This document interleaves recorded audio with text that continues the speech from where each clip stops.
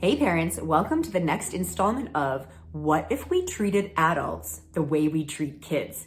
Transition Edition.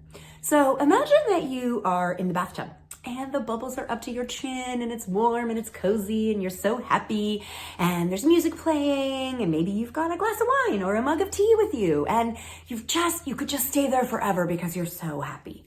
Or maybe it's Saturday morning and you're reading the paper and you've got your coffee and you're really engaged in what's happening in the economics section of the Wall Street Journal. And suddenly someone comes along and plucks the newspaper out of your hands or pulls the plug on the bathtub and lifts you out into the cold and says, it's time to get your pajamas on and go to bed right now.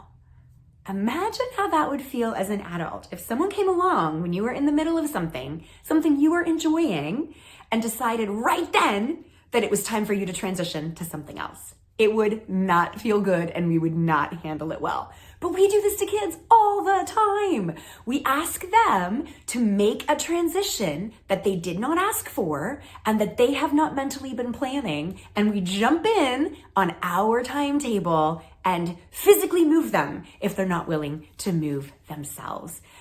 It doesn't feel great, and it probably doesn't get a great response from your kids. So just something to think about when you're transitioning them from one activity to another. Is there a way to make it more playful? Is there a way to give them a heads up that it's happening? Is there a way to make it more collaborative so that they are more involved in the process? Stay tuned for the next installment of What If We Treated Adults the Way We Treat Children? Chores Edition.